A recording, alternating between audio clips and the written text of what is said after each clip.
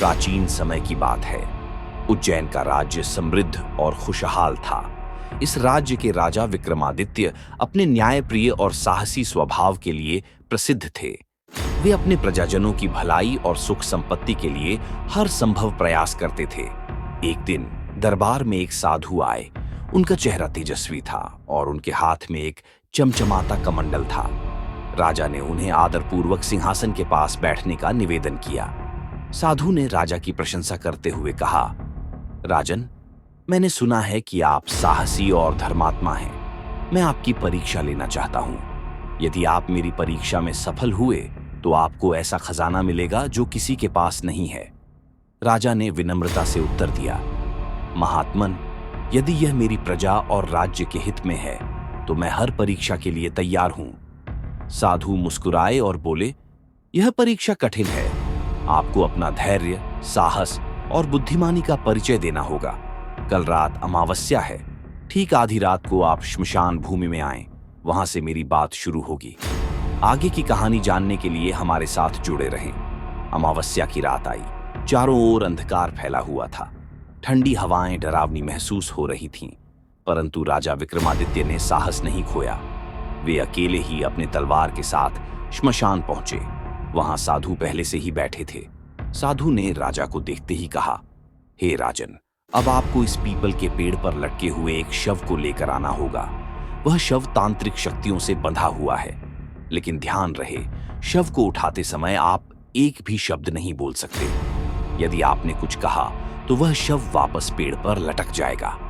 राजा ने साधु की आज्ञा मानी और पेड़ के पास पहुंचे। पेड़ पर एक शव लटका हुआ था। जैसे ही राजा ने उसे नीचे उतारा, शव बोलने लगा, हे राजन, तुम कौन हो और क्यों मुझे ले जाना चाहते हो? राजा ने कुछ नहीं कहा और शव को अपने कंधे पर उठाकर श्मशान की ओर चल पड़े। रास्ते में शव ने राजा का मनोरंजन करने के लिए कहानियां सुनानी शुरू कर दी। शव ने राजा से कहा, मैं तुम्हें एक कहानी सुनाता हूं।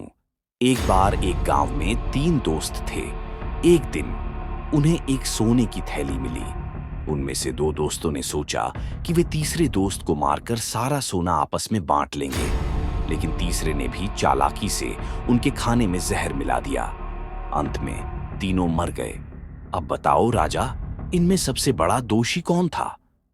आगे की कहानी जानने के लिए हमारे साथ जुड़े रहें। राजा सोच में पड़ गए, लेकिन उन्हें याद आया कि वे बोल नहीं सकते। उन्होंने चुपचाप शव को अपने कंधे पर रखा और आगे बढ़ गए। शव ने हंसते हुए कहा, हे राजन, तुम बुद्धिमान हो, परंतु मेरी अगली कहानी सुनो। शव ने दूसरी कहानी शुरू की। एक समय की बात है, एक साधु को एक किसान ने भोजन दिया। साधु ने उसे आशीर्वाद दिया और कहा कि जो चीज वह छुएगा वह सोने में बदल जाएगी। किसान लोभी था। उसने अपने घर की हर वस्तु को सोने में बदल दिया, लेकिन जब उसने गलती से अपने बेटे को छू लिया तो वह भी सोने की मूर्ति बन गया। अब बताओ राजा, उस किसान को क्या करना चाहिए था? राजा फिर चुप रहे, लेकिन उनके मन में उत्तर स्पष्ट था, लोभ से बचना चाहिए। शव ने राजा की परीक्षा लेते हुए और कहानियां सुनाई। जब राजा श्मशान के करीब पहुंचे तो शव ने अचानक छलांग लगाई और वापस पेड़ पर चला गया। राजा फिर से पेड़ पर चढ़े और शव को लेकर नीचे उतरे। इस बार शव ने कहा, हे राजन, तुमने धैर्य, साहस और बुद्धिमत्ता का परिचय दिया है। अब तुम्हें एक अंतिम प्रश्न का उत्तर देना होगा। यदि उत्तर सही दिया तो साधु का असली उद्देश्य सामने आएगा, लेकिन यदि तुम गलत बोले तो तुम्हारी जान खतरे में पड़ जाएगी। आगे की कहानी जानने के लिए हमारे साथ जुड़े रहें। शव ने पूछा, साधु तुम्हें यहां क्यों लाया है? वह तुम्हारा भला चाहता है या बुरा? राजा ने तुरंत उत्तर दिया, वह मेरा बुरा चाहता है।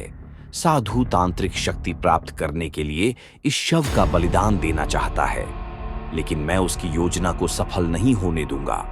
जैसे ही राजा ने उत्तर दिया, शव जोर से हंसा और अदृश्य हो गया। उसी समय साधु वहां आया और क्रोधित होकर बोला, राजा, तुमने मेरी योजना विफल कर दी। अब मैं तुम्हें मार दूंगा। राजा ने अपनी तलवार निकाली और साधु से मुकाबला किया। साधु अपनी तांत्रिक शक्तियों से राजा को हराने की कोशिश करता रहा, लेकिन राजा की वीरता और साहस के आगे टिक नहीं सका। अंततः साधु पराजित होकर भाग गया। श्मशान में अचानक दिव्य प्रकाश प्रकट हुआ। एक आकाशवाणी हुई, हे राजन, तुमने साहस और सत्य का परिचय दिया है।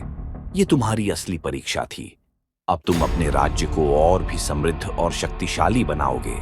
राजा विक्रमादित्य खाली हाथ लौटे, लेकिन उनके भीतर जो ज्ञान और आत्मविश्वास था, वही असली खजाना था।